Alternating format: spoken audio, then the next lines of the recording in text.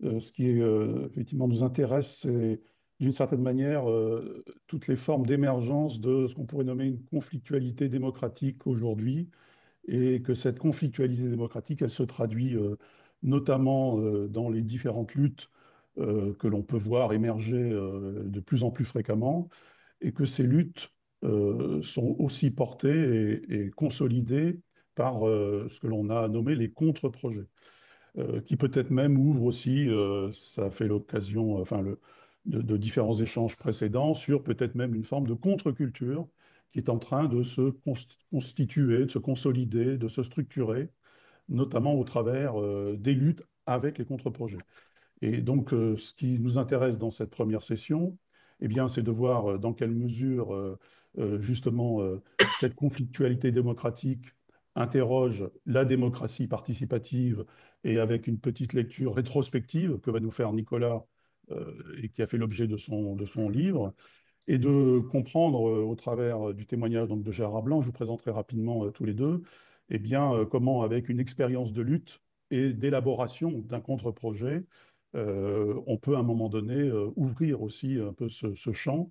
pour mieux saisir dans quelle mesure la culture du contre-projet permet peut-être de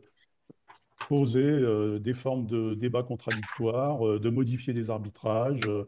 et on voit d'ailleurs qu'il y a aussi énormément de sujets à ouvrir à partir de cette notion de contre-projet, qu'ils soient d'ailleurs politiques, sociaux, écologiques, enfin, on va sans doute y revenir.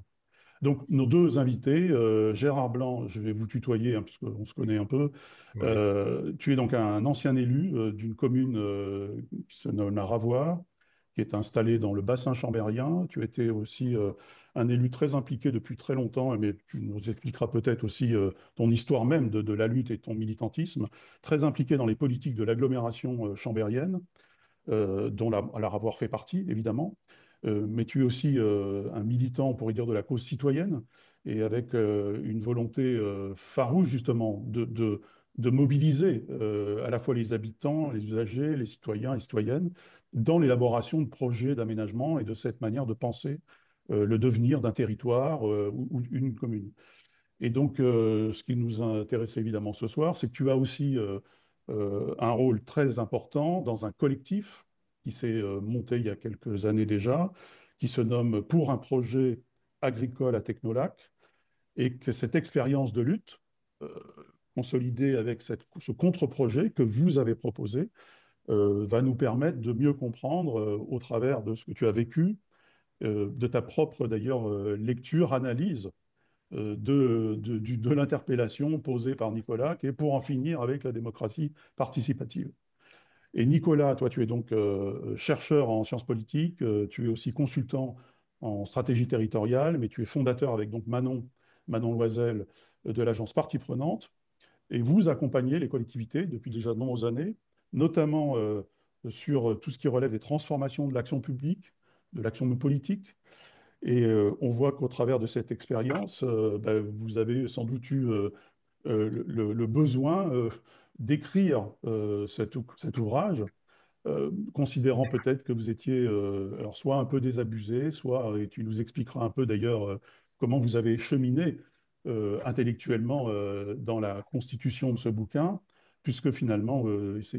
disais tout à l'heure, une sorte de rétrospective de ce qu'est aujourd'hui la participation, et comment elle a été énoncée, comment elle est devenue obligatoire, et comment elle, progressivement, voilà, elle s'est transformée pour se professionnaliser. Vous êtes vous-même, d'une certaine manière, toi et Manon, des professionnels de la participation. Et d'une certaine manière, peut-être que vous en revenez un peu sur les dispositifs qui sont mobilisés. Puisque l'entrée, c'est quand même la rédaction de cet ouvrage, qui en tout cas pose clairement peut-être ce que tout le monde a toujours pensé, mais là, vous l'avez écrit. Je te propose de commencer à ouvrir cette session, eh bien, en fait, tout simplement en nous faisant part un peu de vos réflexions avec Manon sur ce sujet.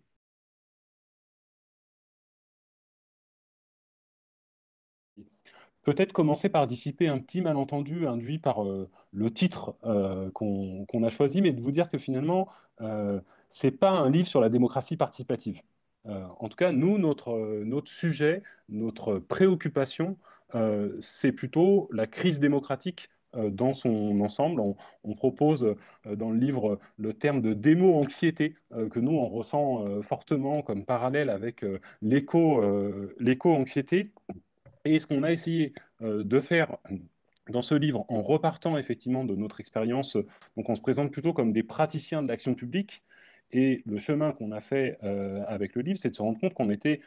en cela aussi des praticiens de la démocratie. Et que la démocratie, elle ne se limite pas aux élus qui soient nationaux ou locaux, mais elle concerne tous ceux qui travaillent de près ou de loin, à l'intérieur ou à l'extérieur, sur la fabrique de l'action publique. Et ce qu'on a essayé de faire, c'est un peu de faire le point sur les dysfonctionnements démocratiques de cette fabrique de l'action publique en faisant le constat qu'on avait tendance un peu à les sous-estimer ou à les mettre de côté en considérant que ce n'était pas notre problème de praticien, que c'était soit le problème du politique, soit le problème des citoyens, alors qu'à notre sens, il nous concerne au premier chef. Et c'est en faisant un peu ce pas de côté qu'on en est venu effectivement à deux conclusions un peu déconcertantes. La première, c'est que on a réalisé que finalement la démocratie participative était plutôt à prendre comme le symptôme de la crise démocratique que comme un remède à cette crise. Pour deux raisons qu'on pourra développer si vous le souhaitez, mais on a pas mal écrit là-dessus, à la fois parce qu'elle vient renforcer les inégalités politiques de représentation, parce qu'elle a tendance à donner la parole à celles et ceux qui s'exprimaient déjà, celles et ceux qui étaient les plus insérés dans notre vie démocratique, et donc à invisibiliser encore davantage d'autres personnes, à rebours de la promesse de une personne égale une voix. Deuxième élément qui nous fait dire que c'est plutôt un symptôme qu'un remède, c'est que ça vient euh, bien souvent,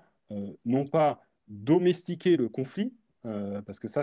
à notre sens, ça serait plutôt une bonne chose, et c'est pour nous tout l'enjeu de la démocratie, mais neutraliser ce conflit, neutraliser toute forme de contestation. Et on ouvre le livre en revenant sur le grand débat national lancé par Macron au lendemain des Gilets jaunes, qui a vraiment cette fonction-là, quoi, de neutraliser, délégitimer la mobilisation des Gilets jaunes en changeant le cadre et en retrouvant la maîtrise, en changeant aussi le casting, parce qu'on sait bien que les personnes qui ont participé au grand débat n'ont pas du tout le même profil que que les Gilets jaunes, et que finalement, ce qu'on voit en miroir grossissant avec le grand débat de Macron, en fait, on s'aperçoit qu'il est aussi en partie valable sur tout un tas de démarches de concertation et de participation citoyenne qu'on peut vivre de plus près au niveau local. Donc, à la fois, première conclusion, c'est de dire c'est plutôt un symptôme qu'un remède, et surtout, ce qui est présenté comme une solution ne l'est pas, notamment parce qu'elle passe en partie à côté du problème. Donc, en tout cas, elle peut l'être, mais elle est largement insuffisante parce que elle se trompe un peu de problème en considérant que le problème viendrait d'un manque d'expression des citoyens, alors qu'en réalité, il y a une pluralité d'espaces d'expression, certains institutionnels, d'autres moins, et c'est d'ailleurs souvent dans ces autres espaces à distance des institutions que les citoyens s'expriment. Mais donc, le problème ne vient pas d'un manque d'expression, mais plutôt d'une forme de surdité des institutions. Et que donc, ce qu'il faut travailler, c'est plutôt cette surdité. C'est Latour qui disait le problème de notre démocratie, c'est qu'on a des muets qui tentent de s'adresser à des sourds. Euh, donc, on met beaucoup l'accent sur comment on redonne la parole aux muets, alors qu'à notre sens, ils ne sont pas si muets que ça, mais qu'on finit par oublier de travailler du côté des sourds et des institutions. Et notre questionnement, toujours en tant que praticien d'action publique, c'est de voir comment on redonne, on renforce la capacité d'écoute des collectivités locales dans leur fabrique de l'action publique. Et que, à notre sens, et c'est là où ça fait le lien avec votre sujet, c'est que pour nous, démocratiser l'action publique, ça passe par redonner une place au contradictoire, en tout cas renforcer sa place, assumer une confrontation de visions, d'intérêts ou d'autres dans la construction de l'intérêt général et des politiques publiques qui le déclinent. Ça a des répercussions, enfin, des implications qu'on essaie de tirer dans le livre, à la fois sur le fonctionnement interne des collectivités locales. Et on met beaucoup l'accent sur comment on arrive à redonner un vrai rôle aux assemblées politiques locales en se disant en fait les représentants des citoyens, bah, on les a déjà, c'est censé être les élus, mais sauf qu'à force de les regarder uniquement comme des pilotes de l'action publique, comme des décideurs on finit par en oublier leur fonction de représentants et en se disant, bah, c'est aussi le rôle des assemblées, des commissions permanentes, mais on pourrait dire aussi des comités de pilotage, que de relayer à travers les élus un certain nombre de protestations, de contestations, de dire, mais là, on a le sentiment, nous, de ne pas avoir été pris en compte dans la conception de ce projet, et voilà en quoi ça nous pose problème. Donc ça se fait à la fois en interne,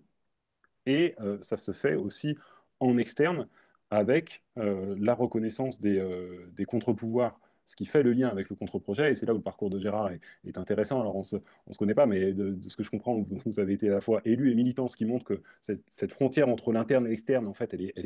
en tout cas au niveau local, elle est plus fine qu'on ne le dit dans les discussions plus théoriques ou générales. Et qui place à notre sens, et c'est vraiment ça qu'on trouverait intéressant de discuter avec vous aujourd'hui, c'est comment on passe de la concertation à la négociation. Ça veut dire quoi un projet, une opération d'aménagement démocratiquement négociée, et comment on revient avec cette question qui pour nous devrait être structurante dans cette fabrique démocratique, qui est quelles sont vos revendications? Et en fait, on a l'impression que cette question hyper basique, elle est très rarement posée et elle est très difficile à formuler par les acteurs publics et notamment par les élus, alors que c'est censé être leur fonction première, quoi. Donc, comment on travaille quelles sont vos revendications? Et puis, encore une fois, une fois qu'elles sont énoncées, qu'est-ce qu'on arrive à en faire? Comment on arrive à les prendre en compte? Et puis, donc, enjeu de négociation, et puis aussi peut-être besoin de médiation. Euh, on voit bien qu'on se retrouve sur tout un tas de projets sur des situations de plus en plus conflictuelles. Euh, on l'a vu sur des projets avec des contestations sur leur dimension écologique. On le voit aussi en partie dans le sens inverse maintenant, avec des projets qui portent des politiques de transition et qui se retrouvent de plus en plus contestés. Et donc, comment, dans ces situations de conflit, plutôt que de chercher à neutraliser le conflit, eh ben, on arrive au contraire à le domestiquer, à le faire rentrer en démocratie à travers un travail de médiation pour faire que chaque partie en présence euh, soit à la fois en capacité et dans l'obligation de prendre les intérêts des autres parties. Et c'est valable sur un projet de rénovation urbaine avec toute la question qui s'est passée sur les démolitions. C'est valable sur des projets en extension urbaine avec la question de quelle place on donne aux fonctions écosystémiques des sols. Voilà, tout un tas d'autres exemples qu'on pourra approfondir dans la suite de l'échange.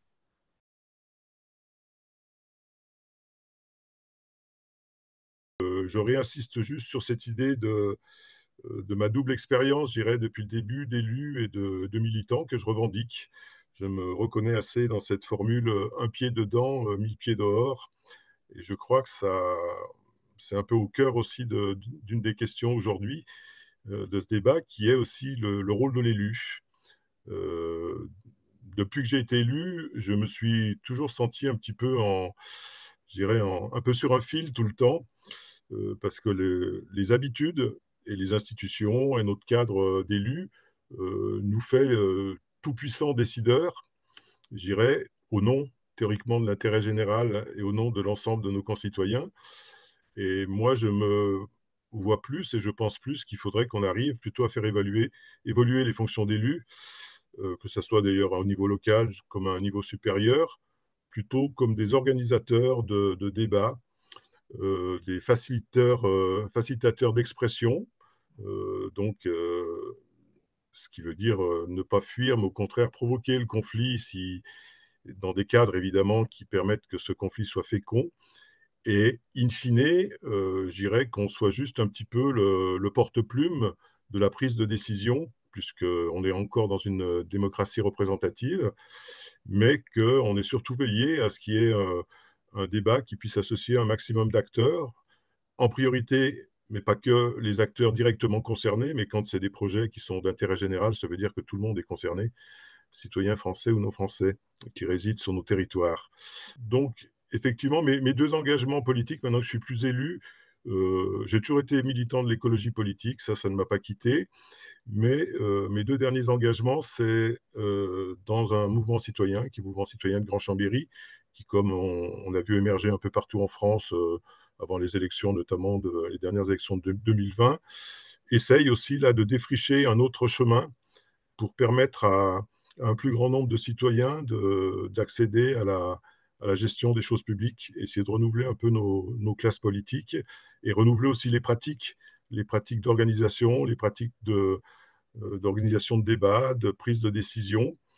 Alors bon, c'est du balbutiement, hein, on en est encore un peu au stade du laboratoire, mais c'est extrêmement intéressant, prometteur. Et à Chambéry, très concrètement, ce mouvement citoyen donc s'est créé en 2018 et on s'est tout de suite trouvé avec la perspective des élections municipales, mais c'est pas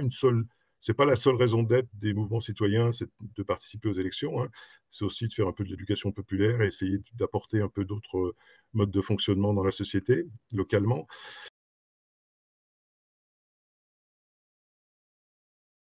Et puis mon deuxième engagement d'actualité, donc c'est celui qui me vaut d'être invité aussi aujourd'hui, c'est donc il y a 2 ans, on a créé un collectif pour s'opposer très classiquement, mais je pense que dans toute la France, ça se pose ce type de sujet,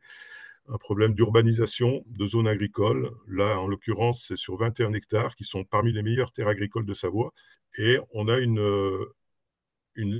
parc technologique qui s'appelle Savoie Technolac, qui date des années 80. Vous avez la partie au nord, la ZAC 1 et la ZAC 2, qui ont déjà été construits. Et au sud, là, ce grand triangle de 21 hectares et même un peu plus, puisqu'il y a une bande de l'autre côté de la route, est promis à urbanisation pour étendre, soi-disant au nom d'un intérêt général qui serait de permettre l'extension d'entreprises existantes sur le site qui veulent se développer et pour accueillir de nouvelles entreprises, sachant que ce parc technologique qui était assez innovant dans les années 80 est focalisé sur les énergies renouvelables et sur les réseaux numériques, qui sont deux domaines dans lesquels, effectivement, il peut y avoir discussion sur l'intérêt général à développer ces activités sur notre territoire. Ces 2 ans d'action du collectif peuvent peut-être illustrer un petit peu certains éléments, certaines interrogations sur les idées de stratégie, de contre-projet, etc. La porte d'entrée de ce collectif, et je pense que ça a fortement teinté l'idée dès le départ d'être dans l'idée d'un contre-projet, c'était une réunion justement provoquée par le mouvement citoyen sur le thème de l'alimentation, sur la notion de souveraineté alimentaire de notre territoire, qui actuellement est à peu près 2% d'autonomie, alors que c'était une zone agricole historiquement qui permettait de faire mieux que ça. Et donc, il y a une réunion publique, mouvement citoyen, donc très participatif, des ateliers. Et puis, le troisième groupe de travail dans lequel je participais, c'était de dire, mais c'est bien beau tout ça, mais l'urgence pour l'alimentation, c'est de conserver des terres pour faire de la production alimentaire. Et il se trouve qu'on a un vrai sujet juste à côté de chez nous, qui est ce projet d'extension ZAC 3 sur Technolac. Donc, on s'est dit, ça va être nos travaux pratiques, ça va être cette chose-là. Et voilà, c'est peut-être important cette porte d'entrée parce qu'on n'était pas uniquement, comme peut-être dans d'autres territoires, à découvrir qu'on a un projet néfaste, mais c'était plus partir déjà, je dirais, de la réponse alternative, de dire qu'il faut produire à manger. Ici, on a des terres qui peuvent permettre de le faire, et il se trouve qu'elles sont menacées. Ce qui fait que dès le départ, à la fois dans la dénomination de notre collectif, on ne s'est pas appelé collectif contre le projet ZAC 3, on s'est tout de suite appelé collectif pour un projet agricole à Savoie Technolac. Et l'idée de contre-projet, je dirais, est venue tout de suite. Mais il y avait aussi une idée un peu d'une stratégie qui nous semblait plus facilement gagnable, de partir pour éviter justement, comme trop souvent, de se faire cataloguer par les promoteurs de ce projet comme des anti-tout, des opposants, des gens qui bloquent tout, etc., etc. De dire si on arrive avec une contre-proposition qu'on prétend meilleure que la leur et qui répond quand même aussi à ce qu'ils mettent en avant pour en justifier l'intérêt général, c'est-à-dire une contre-proposition qui a 2 volets, qui expliquait que on ne contestait pas les besoins d'extension ou les besoins d'accueillir des nouvelles entreprises, bien que là aussi, ça mériterait débat, c'est concentration d'activités sur des territoires un peu privilégiés. On essaie de leur démontrer que sur la ZAC 1 et 2, il y a tout à fait de la place, si on a une politique volontariste pour faire, par la densification, de libérer des espaces pour accueillir ces extensions et ces nouvelles entreprises. Donc on répond leur argument autour de ce projet. Et il y a par exemple plus de surface actuellement pour la voiture sur sa voie de Technolac 1 et 2 que de surface de bâtiment. Et donc le premier volet, c'est de leur dire, nous, on ne conteste pas ce que vous présentez comme l'intérêt général, mais par contre, on vous donne une autre réponse qui est, vous pouvez le faire avec l'existant, et leur dire, ça va être super parce que justement, ces 21 hectares que vous vouliez urbaniser, on peut répondre à un autre sujet urgent d'intérêt général qui est de nourrir la population, y compris d'abord les, les 1000 personnes, salariés, étudiants, chercheurs qui sont sur le site, qui actuellement sont nourris de l'extérieur. Hein, pareil, ça doit être des Sodexo, des choses comme ça. Et puis nourrir, si ce projet agricole qui est ambitieux et suffisant, eh ben, ça permettra de répondre à vos besoins dans vos cantines scolaires ou pour la vente directe pour les habitants du secteur. Alors, je me permets aussi de dire que ça questionne, c'est peut-être une question sur laquelle on va revenir après, sur la question de qui décide de l'intérêt général et qui décide des priorités dans les différents, je dirais, défis à relever sur un territoire. Parce que là, donc, ils arrivaient avec leur projet ficelé d'une quarantaine d'années en disant, ben, ici, c'est une zone où on va faire des énergies renouvelables et des réseaux numériques. Et nous, je dirais, on arrive un peu bousculer tout ça en disant, mais il y a un autre défi, d'ailleurs, qui est affiché dans vos programmes politiques des communes, de l'agglo, le SCOT, etc., qui est de la question alimentaire. Or, vous n'y répondez pas et ça ne vous intéresse pas. C'est-à-dire que vous êtes un peu dans un tube, dans une mono-obsession de l'industrie, très bien, mais il n'y a pas eu d'espace pour permettre à des citoyens ou d'autres acteurs de re-questionner 40 ans après, l'idée que ce territoire, la société avait probablement changé, les demandes des citoyens ou les besoins des citoyens avaient probablement évolué aussi, et donc il fallait se réinterroger. Et pas se réinterroger uniquement entre élus, ce qu'ils n'ont pas fait d'ailleurs, mais aussi en profitant pour réouvrir cette question à l'ensemble des habitants qui étaient prêts à y participer, quoi.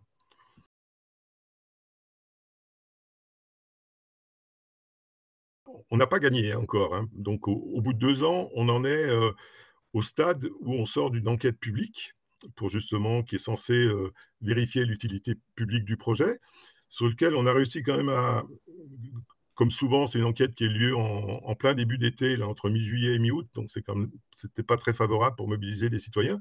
Il y a quand même 671 personnes et là-dedans quelques associations, la Chambre d'agriculture et tout ça, qui se sont déplacés à l'enquête. Et à 95%, les dépositions allaient en faveur de notre contre-projet. Parce que toute la campagne qu'on a fait aussi autour de l'enquête publique, c'était pas uniquement de dire aux gens allez donner votre avis pour vous opposer à l'extension de la ZAC 3, c'était aller pour dire qu'effectivement, il y a mieux à faire que le projet qui est présenté. Et donc, malgré ces 95% et malgré que la commissaire enquêtrice pardon, a fait un travail honnête, relayant pas mal de nos interrogations et des interrogations donc, de toutes ces personnes ou organismes qui avaient déposé, elle a émis un avis favorable, bon, avec des réserves et des recommandations quand même assez fortes. Et le préfet a donc déclaré l'utilité publique de ce projet. Donc là, on en est dans une phase, on a fait un recours gracieux au préfet, avec d'autres associations, des agriculteurs et tout ça. Et puis, on s'est préparé en faisant une collecte financière pour réunir les 6 000 euros nécessaires, si jamais on doit aller au tribunal administratif pour aller jusqu'au bout, je dirais, de la défense de notre projet. Donc, on n'a pas gagné, je dirais, loin de là, mais je crois très honnêtement qu'on a totalement changé la donne. C'était pour eux un projet qui était inscrit déjà. Ils avaient juste une validation administrative à faire. Les médias n'en parlaient pas. Les acteurs agricoles qui paradoxalement auraient dû être ceux qui se mobilisent. Ce pas des citoyens comme moi, un peu urbains, je dirais, qui auraient dû mener le combat, avaient abdiqué, et y compris avaient négocié il y a quelques années des indemnités, parce que c'est aussi comme ça que ça se passe, hein, il faut le dire, c'est quand même aussi un problème par rapport à la démocratie. Et finalement, donc, France Nature Environnement, ils ont fini par nous rejoindre. On a même réussi à faire déposer la Chambre d'agriculture et la FDSEA. Bon, la Confédération paysanne était avec nous depuis le début. Donc voilà, on a bougé des lignes, on a fait réouvrir, on a eu toute une série d'articles dans le Dauphiné, y compris avec faisant la une. Donc on a quand même réussi. Je dis souvent un petit peu de façon imagée que notre stratégie, mais on pourra y revenir, elle est multiple, mais c'est plus une stratégie un peu de l'ouvre-boîte ou du démonte pneu ou je sais pas comment on pourrait dire. C'est-à-dire qu'on essaye de forcer les choses pour ouvrir des débats. Mais bien évidemment, et je le dis là pour pas oublier de le dire, depuis le début, on ne se prend pas la grosse tête de se présenter comme des contre-experts par rapport aux experts institutionnels. Nous, on est juste là pour mettre, oui, le pied dans la porte, qu'il y ait un débat, et après, il faudra bien trouver des outils pour redonner la parole aux citoyens, pour qu'ils se prononcent sur ces différents enjeux et sur ces deux projets, en gros. On n'a pas plus de légitimité à détenir la bonne solution, même si on a été quand même assez loin dans notre contre-projet agricole pour montrer que c'était légitime et que c'était solide et que ça méritait d'être discuté et qu'effectivement, il y avait une alternative possible, mais ce n'est pas à nous d'être face aux élus ou face aux institutions pour décider ce qui est bien ou pas pour la population. Là, ça donne envie de réagir. Effectivement, je trouve que l'exemple est hyper intéressant et très instructif aussi de voir le cheminement qui a été le vôtre sur le choix des angles d'attaque, sur la façon d'approcher le sujet. Et effectivement, la question à laquelle on arrive et qu'on se pose aussi, c'est comment on organise une forme de confrontation la plus équitable possible entre ces différentes alternatives, quoi. À partir du moment où on a montré qu'il y avait des alternatives possibles, bah, la question, c'est comment on les confronte dans une logique contradictoire pour permettre derrière un arbitrage qui est soit le choix d'une option ou d'une autre, soit une sorte de composition entre, de compromis entre ces deux alternatives. Et comment faire en sorte pour que cette confrontation soit la plus équitable possible, qui est la condition pour qu'elle soit démocratique. Là, on voit bien que vous jouez un peu à armes inégales euh, dans l'expertise mobilisable, mais aussi dans le processus d'investigation du projet. C'est-à-dire que autant le projet officiel, lui, est soumis à des formes d'expertise et des contre-expertises, à une étude d'impact. Et en fait, ça donnerait presque envie qu'il y ait une étude d'impact comparative entre les deux projets, que vous, d'une certaine manière, votre projet soit aussi challengé que le leur pour dire, mais attendez, là, ça passe pas, là, les effets négatifs ou pervers sont plus importants, là, vous fantasmez complètement ce que ça peut produire. Et donc, finalement, c'est peut-être aussi en contestant davantage le contre-projet qu'on parviendra à le Oui, crédibiliser oui. aussi.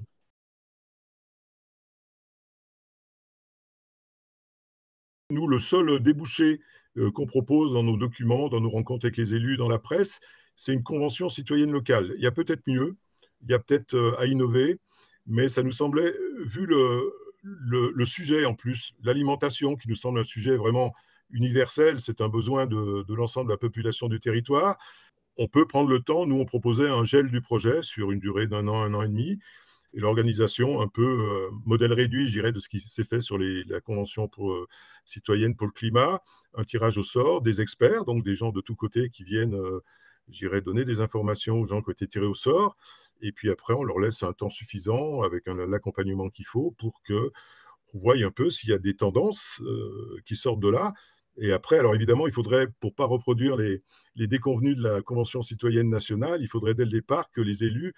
s'engagent clairement sur qu'est-ce qu'ils feront de ce qui va sortir de cette convention. Parce qu'il ne s'agit pas de redécevoir Billancourt une deuxième fois sur un niveau local. Donc là, il y avait un enjeu démocratique au-delà de ce projet, mais pour l'instant, ni le préfet, à qui on a fait cette proposition, ni les élus n'ont retenu, ils ont même plutôt souri quand on leur a parlé de ça, quoi, parce que ça ne fait pas du tout partie de leur logiciel pour l'instant. Par rapport à cette proposition de convention citoyenne, nous, avec Manon, on aurait tendance à dire warning. Parce que si on tire ce scénario de la convention citoyenne, euh,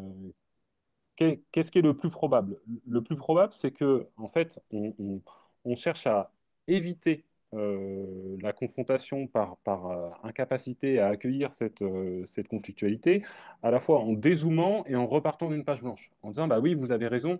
on va faire une convention citoyenne sur l'autonomie alimentaire du grand territoire, mais on ne va pas parler de ce projet-là parce qu'il est trop clivant, ça va être compliqué à gérer pour les citoyens, pour les organisateurs, etc. Donc, ça, c'est un peu la tournure piégeuse que ça pourrait prendre,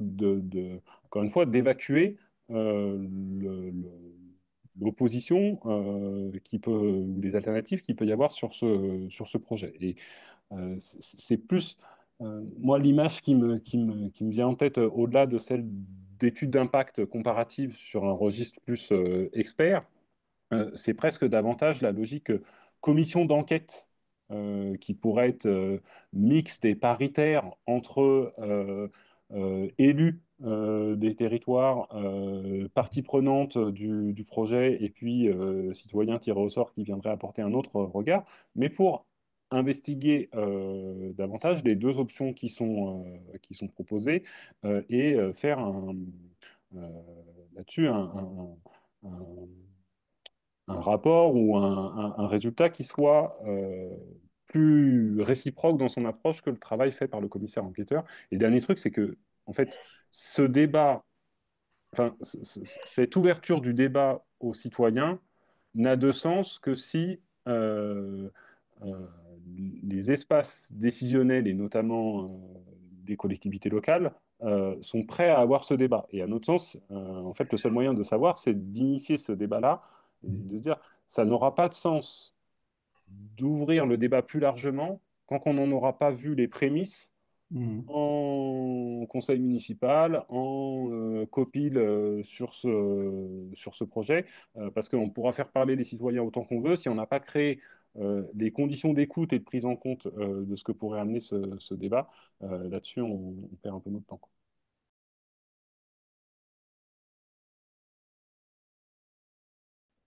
Il y a quand même quelque chose qui est en train de se produire. C'est-à-dire qu'ils se rendent compte de ce que nous, on a appelé l'effet Titanic un peu de ce type de projet, c'est-à-dire des projets qui ont été élaborés dans les années 80-90, qui suivent leur cours, alors que le monde a totalement changé. Et même des élus de bonne volonté, ils ont du mal à penser qu'on peut arrêter ces choses-là. On a connu la même chose avec Notre-Dame-des-Landes ou sur la 69, c'est un petit peu ça hein, aussi. Euh, donc, on sent des élus, y compris des élus, je dirais, des adjoints, certains maires, qui en off, quand on les rencontre, nous disent que sur le fond, ils comprennent tout à fait notre contre-projet, qu'ils le trouvent intéressant, mais je dirais, il n'y a personne qui leur offre une capacité de sortir par le haut et de façon innovante, je dirais, du tunnel dans lequel ils sont placés. Je trouve que la nature du projet, la façon dont tu le décris est aussi éclairante parce qu'elle fait le lien avec tous les autres projets qu'on voit sur d'autres territoires où on est confronté à la même logique d'inertie de projets souvent initiés dans les années 80-90, Mhm. quand c'est pas dans les années 60, et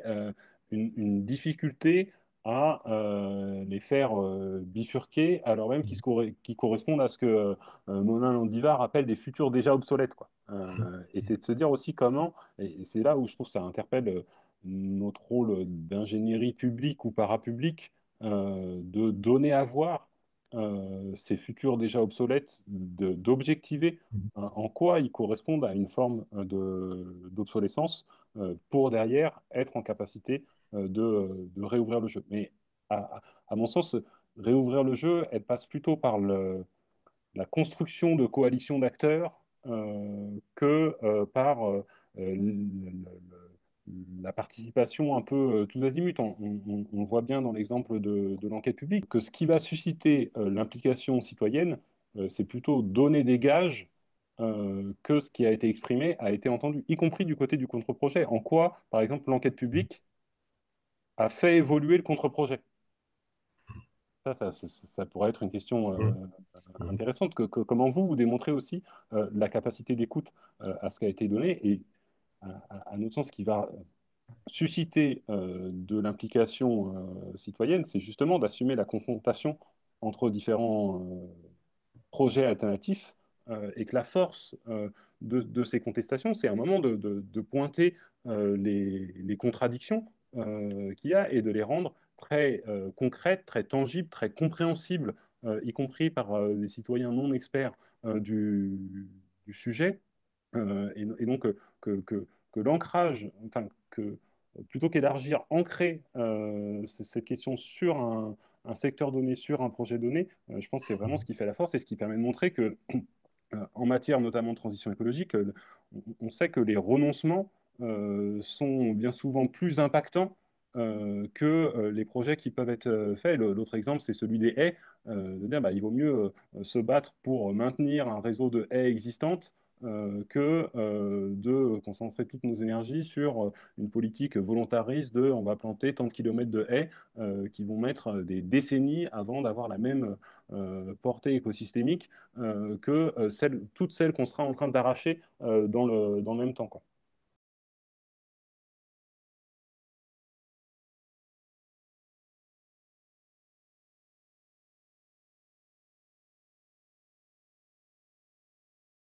Au niveau des agriculteurs, donc il y en a 5 qui exploitent encore avec des, ils ont même plus des baux, c'est des autorisations annuelles de renouvellement en attendant que la ZAC 3 se fasse.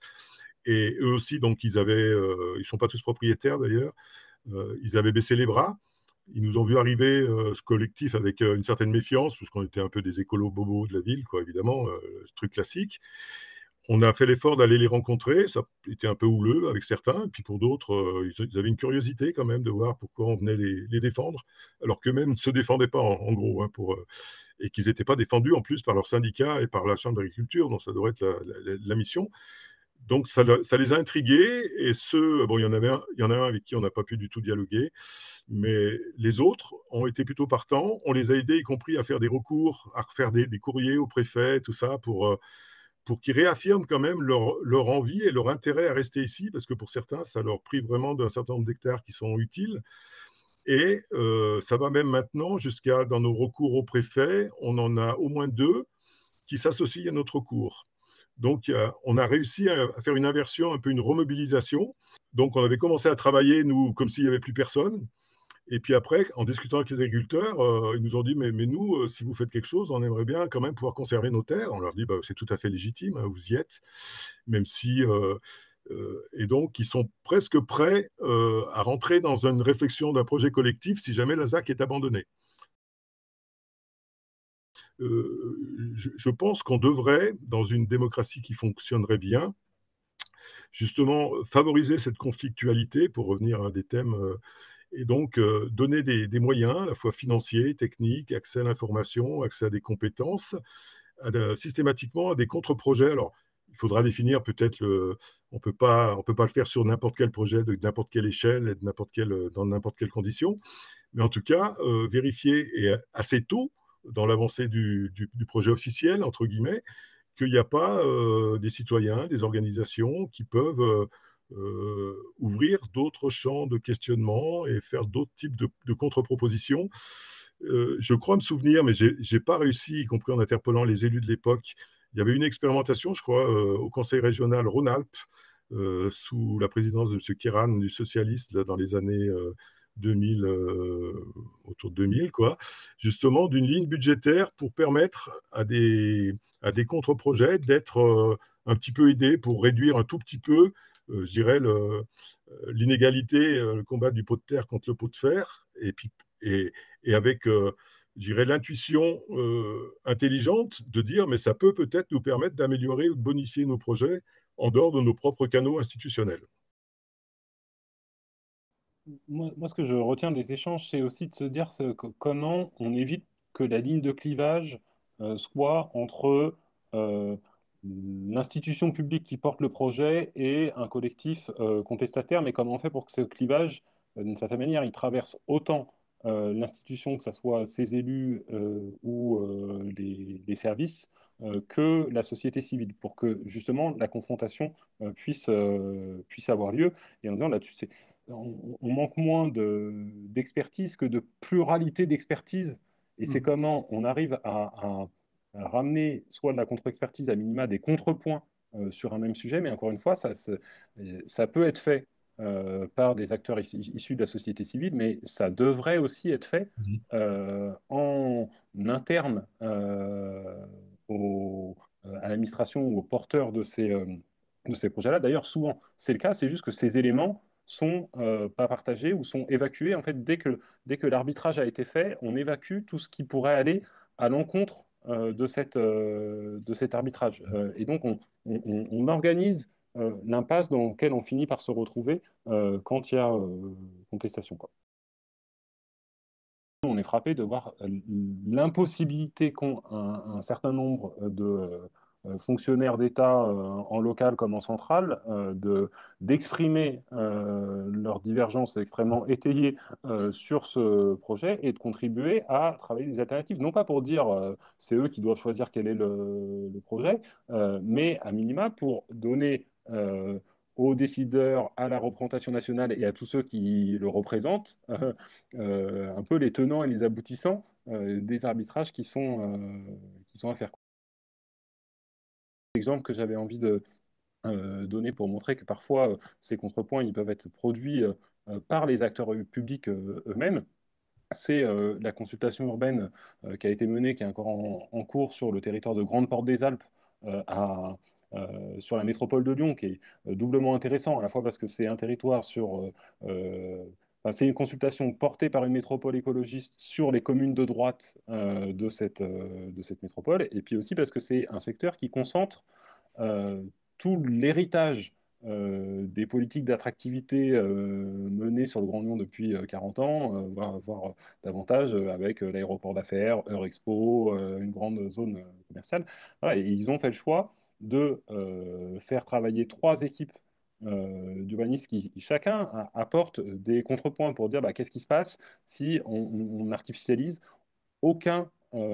sol non scellé supplémentaire et en travaillant exactement. Enfin, c'est frappant de voir comment ces équipes qui sont financées par l'acteur public travaillent des propositions assez proches de celles que Gérard nous explique nous expose sur le cas de Chambéry. Sauf que ce qu'on voit, c'est qu'alors même que ce travail politique est mené, on a du mal à le politiser au bon sens du terme, c'est-à-dire à le mettre en débat de manière plus collective avec les élus, avec les acteurs concernés par le projet, que ce soit les entreprises, les habitants de ces territoires. Et ce qu'on voit, c'est que ce n'est pas en allant faire des micro-trottoirs ou des réunions d'idéation prospective avec les habitants que ce processus va se mettre en place. Là où il se met en place, c'est justement quand il y a opposition assez frontale sur certains sujets, quoi. Par exemple, il y a eu crispation sur l'aéroport, sur le devenir de l'aéroport, et même, non pas uniquement sur l'objet aéroport lui-même, mais sur ce que la présence de l'aéroport à cet endroit-là empêchait sur le reste du territoire, on pourrait dire l'emprise de ces sites aéroportuaires sur le reste du territoire. Bon, bah, là, voilà, on a un vrai sujet euh, clivant qui peut permettre d'avancer dans l'exploration des alternatives et on sent une certaine frilosité des acteurs à s'engager là-dessus, quoi. Pourquoi les élus n'arrivent pas, je dirais, à trouver la porte de sortie ou la sortie par le haut, comme on a dit tout à l'heure. Je crois il y a de multiples raisons, puis qui sont peut-être un peu différentes suivant les territoires, puis il y en a qui doivent être communes. Euh, il faut savoir que les agglos concernés, là, ça s'appelle Grand Chambéry, euh, je dirais, il y a des espèces de dysfonctionnements qui correspondent à des accords politiques internes entre les élus. Il se trouve, je l'ai dit tout à l'heure, que l'élu qui mène la bataille pour réaliser cette ZAC 3, c'est le maire de la Motte-Servolex, qui est la deuxième commune de l'Agglo, qui a il y a eu un accord électoral au dernier changement de la présidence de l'Agglo, et le président de l'Agglo, qui est aussi maire de Chambéry, s'est fait élire je dirais, en passant un pacte avec, avec le maire de la Motte-Servolex, qui est devenu le premier vice-président de l'Agglo, alors que le maire de la Motte est plutôt de droite. Il y a des accords internes, donc des fois ça tient simplement à ça. C'est terrible, hein, c'est terrible de faire ce constat-là. Il y a aussi, je le disais tout à l'heure, le problème, il y a un vrai problème de démocratie participative à l'intérieur même des instances élues. C'est-à-dire qu'il n'y a que quelques élus, je dirais, qui ont une forme d'autorité sur leurs collègues, et par facilité ou par faiblesse ou par manque de temps, les autres élus qui ont des tas de dossiers à suivre, eh ben, ils font confiance. Et donc après, c'est compliqué de voter contre ou de s'abstenir, hein, j'ai dit tout à l'heure. Et puis, il y a peut-être aussi d'autres raisons. Moi, il y a un truc dans les dysfonctionnements aussi démocratiques que j'ai découvert en tant qu'élu et que je me coltine à travers ce dossier, c'est je dirais, c'est c'est l'histoire des instances à plusieurs niveaux. C'est-à-dire que l'électeur, on lui permet de choisir ses élus municipaux directement, hein, suffrage direct, mais il a déjà un bulletin où il y a le fléchage pour les délégués de l'agglo. Donc là, je dirais, c'est un paquet cadeau. On est obligé de voter en bloc, je dirais, à la fois ces élus de la commune et les délégués. Il n'y a pas d'élection directe dans les agglos du président de l'agglo. Évidemment, il n'y a pas de campagne sur un programme. Au niveau de l'agglo, c'est quand même incroyable, alors que c'est à l'agglo que les compétences les plus stratégiques maintenant se trouvent. Et on ne sait pas du tout comment ils vont s'organiser et sur quel programme ils vont fonctionner. Et cerise sur le gâteau, après, à l'intérieur des agglos, ils délèguent certaines de leurs compétences, ce qui est le cas dans le dossier dont on discute ce soir, à un syndicat entre les deux agglos, donc qui s'appelle Chambéry-Grand Lac Économie, où là, pareil, ils sont quelques-uns, mais ils n'ont aucun compte à rendre. Et on a dénoncé le fait que ces gens-là ont pris des décisions sur la ZAC 3 chronologiquement avant qu'il y ait délibération des instances communautaires. C'est-à-dire c'est une inversion totale. Et donc, du coup, à partir du moment où CGLE avait dit, ben non, la ZAC 3, suite à l'enquête publique, on peut y aller, il y a une utilité publique, je dirais, les élus du conseil communautaire qui arrivent derrière pour voter, c'est compliqué de désavouer, de voter contre ou pas d'aller dans le même sens. Et puis les gens ne comprendraient pas. Parce qu'ils leur diraient, mais attendez, c'est votre instance, c'est celle que vous avez créée, et vous la désavouez. Donc voilà, il y a déjà dans la machinerie démocratique dans la démocratie représentative, vraiment du ménage à faire, déjà pour la rendre un peu plus acceptable. Les phénomènes d'inertie d'héritage, des craintes des citoyens, mais surtout les lobbies et des phénomènes de captation de ressources. Là aussi, il y a quand même, on aperçoit qu'il y a une forme de tabou sur ces questions-là au niveau local, alors même qu'on en parle beaucoup à l'échelle nationale et européenne, alors qu'on se rend compte que c'est extrêmement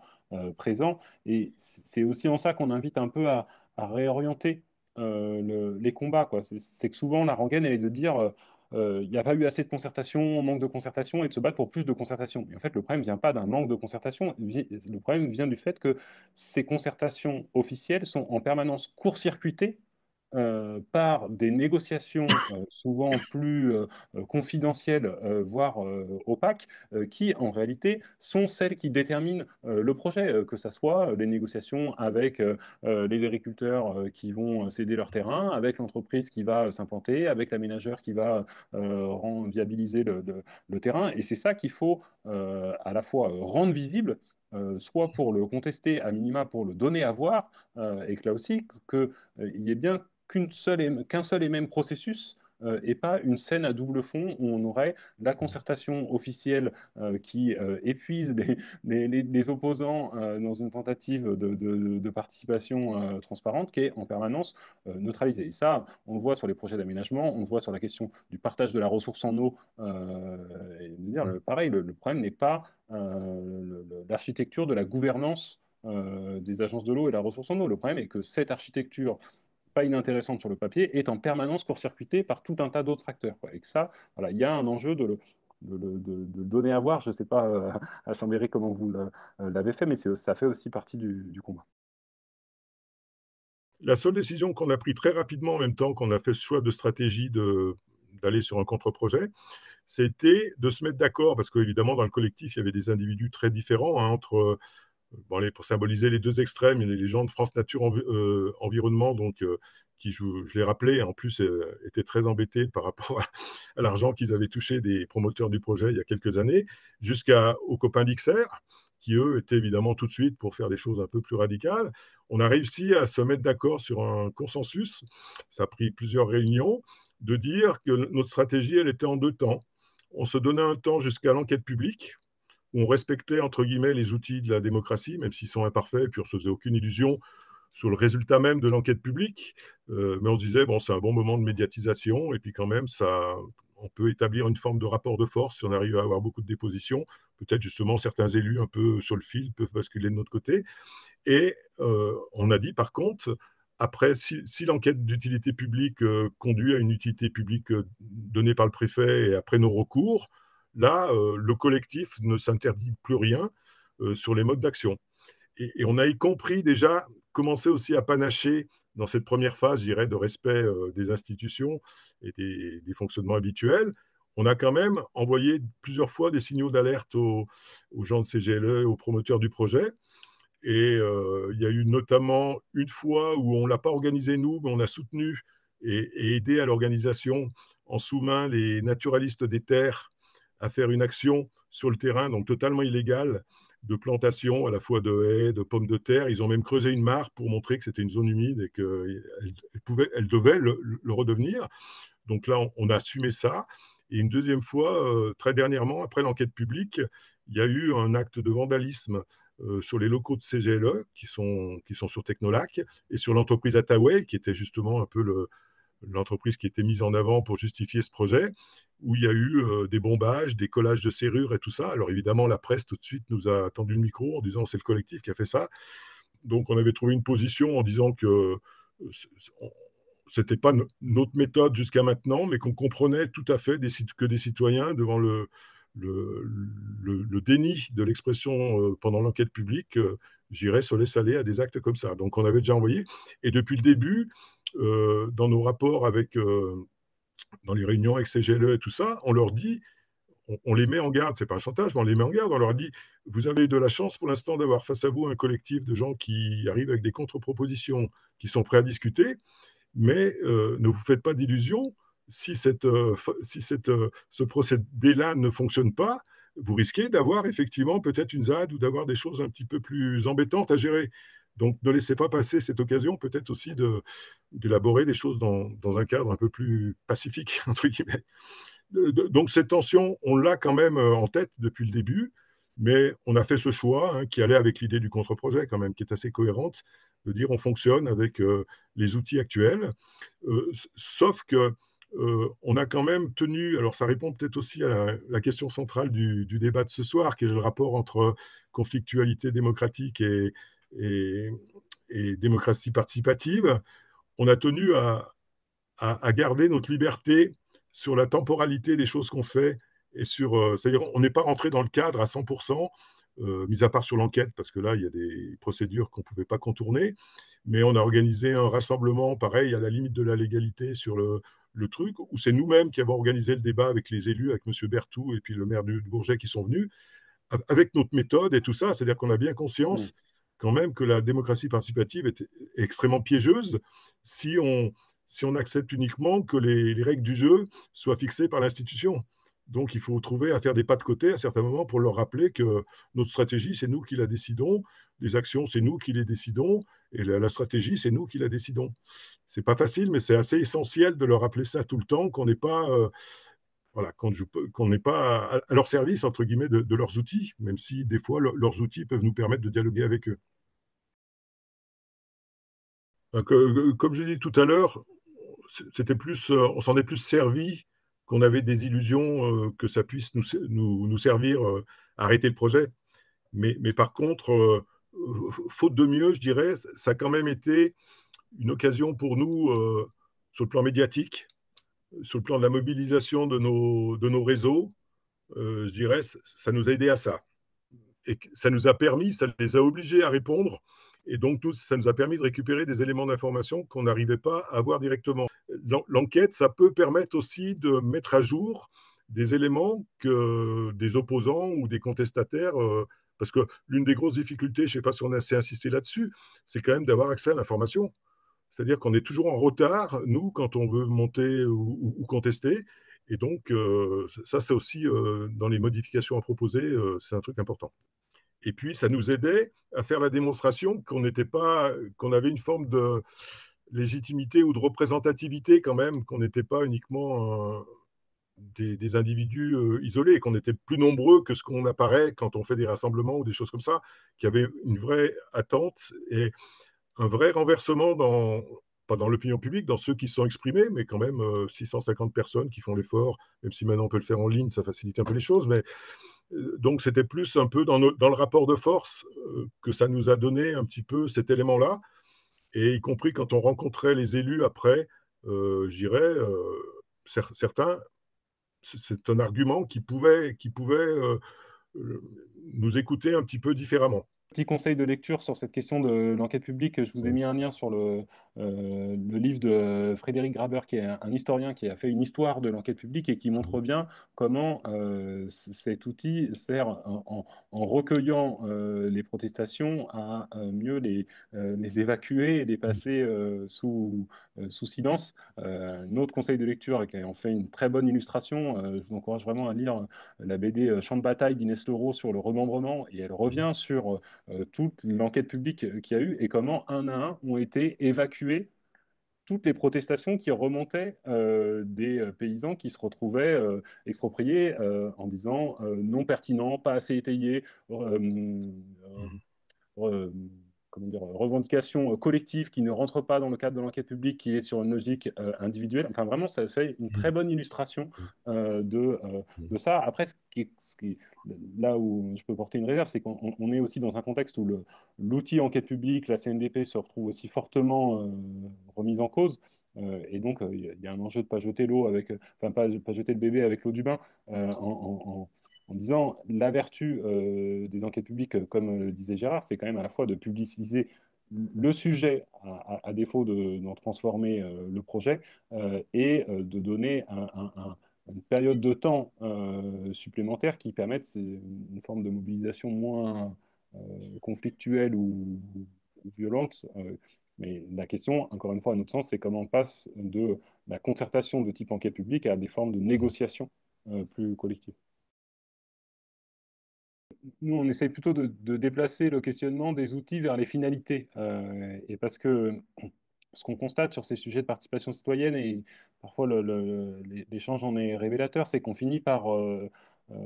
considérer la participation comme un objectif en soi, alors que pour nous, elle doit surtout être un moyen au service de la démocratisation des projets. Et là, l'exemple du projet le montre bien, de dire en fait, il y a une palette d'outils possibles en termes de mobilisation citoyenne. On a cité la pétition, on a cité l'enquête publique, et que l'enjeu est moins de perfectionner certains outils que de voir comment on arrive à les combiner pour que ça permette derrière d'organiser de faire exister des alternatives et d'organiser leur confrontation. Nous, on est plutôt dans les leçons qu'on tire sur les cartes à jouer. On pense vraiment qu'il faut jouer les 4 cartes, c'est-à-dire la démocratie représentative, elle peut être améliorée, on en a encore besoin. J'ai un peu esquissé des choses sur le problème de l'information interne des élus, etc., etc. La démocratie participative, nous, elle nous sert, mais on n'est pas dupe de ses limites, de ses réserves, de ses biais. Et effectivement, il faut savoir pourquoi on s'en sert. Euh, la- les, les outils de développement de démocratie directe, on n'en a pas trop parlé, mais nous, on pense que des fois, le référendum ou des choses comme ça peut être aussi dans notre caisse à outils quelque chose qui peut être utile. Et puis, il y a d'autres, je ne peux pas détailler plus là. Et puis, se rajoute donc ces derniers outils qu'on a appelé la conflictualité démocratique, qui est justement sortir des cadres, parce que il y a besoin d'inventer. Chaque lutte est différente.